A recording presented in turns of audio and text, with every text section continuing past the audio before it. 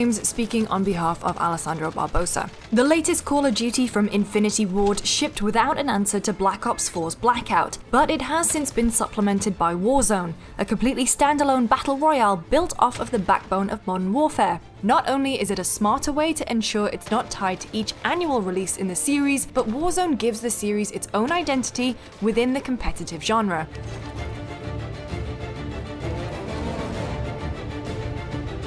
It might not be apparent at first though, especially when you take into consideration how much Warzone borrows from other popular battle royale games. It incorporates a ping system similar to the one in Apex Legends, albeit mapped to a button that's harder to reach quickly, mitigating some of its convenience. It plays out on a massive map akin to PlayerUnknown's Battlegrounds, where large swathes of open land are ripe for snipers, while dense suburbs make for exhilarating skirmishes.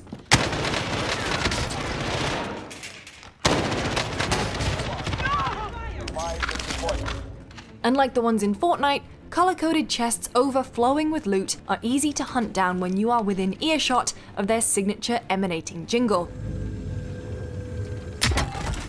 None of these competitors are defined solely by the elements Warzone borrows from them, and Warzone isn't defined by the sum of their parts. Instead, Warzone uses them to establish a solid foundation for its own distinct elements. It starts with a larger player count than the aforementioned Battle Royale games, with Warzone currently supporting up to 150 players per match, with modes for 3-person squads or solo play. Having so many players active at once keeps you constantly on alert, but also increases the odds that you'll at least have some action, and likely a handful of kills, each match. This makes even some of the least successful drops feel worthwhile.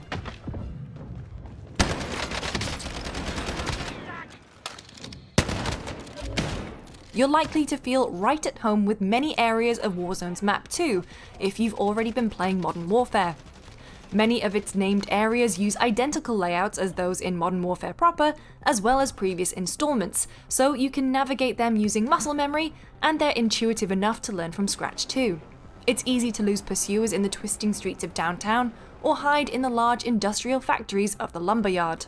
The variety and verticality forces you to think about what advantages you might reap with the extra elevation against the disadvantages of trapping yourself in a narrow hallway to get there first.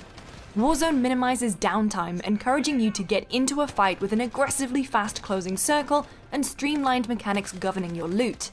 Unlike most other games in the genre, Warzone doesn't task you with micromanaging items in a limited space backpack. Instead, you have predefined slots of ammunition types, armor plating, and cash. The rest of your loadout works identically to a standard Modern Warfare multiplayer match.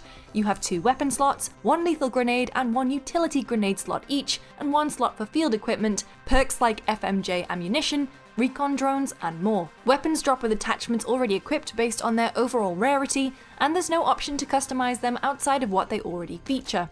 This makes early looting extremely quick. It's easy to find 2 suitable primary weapons and stockpile some ammunition early on, which lets you focus more on hunting other players than staying out of sight in pursuit of attachments to your gear. It also feeds into Warzone's changes to both an in-game economy and its principles around respawning, both of which benefit from allowing you to go from your starting pistol to battle ready in a few minutes flat.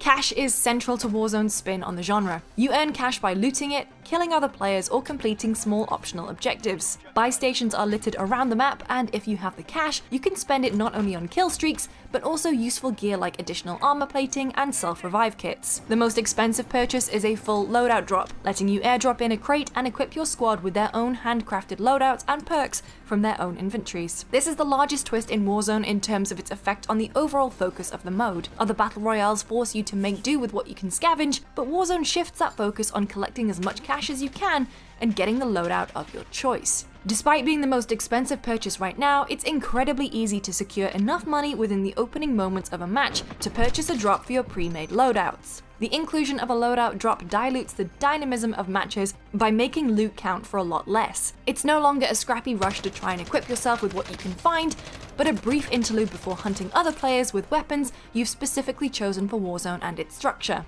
I found more fun in matches where I was playing on the edge, forced to make do with average rated weapons with poor scopes that forced me to pick my battles wisely. There's opportunity for this not only at the start of a Warzone match, but throughout one too, thanks to a liberal respawn system that frequently feeds you back into the game. When you're killed for the first time, you're transported to the Gulag and forced to face off against one other player to secure your freedom and respawn into the match. These bouts are quick and messy, rewarding fast reflexes and pinpoint aim. It feels great to earn your place back in a match after a disappointing death, but it also places you immediately on the back foot as you're spawned back in without any of your loot. If you fail in the Gulag or subsequently die after having respawned, you can still be revived indefinitely by teammates at buy stations, if you're playing with a squad of course. There's a hefty fee attributed to each respawn, but it's low enough to encourage your squad to seek out your revival without giving up on it entirely once you've gone down. It also redefines what a death means in Battle Royale. Warzone doesn't let you linger after a successful skirmish, forcing you to hurry through your opponent's dropped loot and prepare for the possibility of retaliation. It keeps you looking over your shoulder at all times, scanning the horizon for a vengeful scope taking aim at your head. It's equally exhilarating to lose to a squad and deliver retribution after a quick visit to the Gulag. Fighting back from nothing to overcome your rivals is incredibly rewarding, whether you're playing with a team or solo, though in squads you have more opportunities to do so. In addition to Warzone's standard Battle Royale mode is Plunder, which is far less noteworthy than the main attraction, despite being a new game mode entirely. Set on the same map and with the same 150 players split into teams of 3, Plunder shifts the objective from survival to looting. The overall goal is to hoard as much cash as you can, depositing your personal stashes at helicopter drop points. Squads currently leading the standings are marked on the map, giving you a clear view of your competitors and attracting players to common areas for largely chaotic fights. Respawns are unlimited in Plunder too.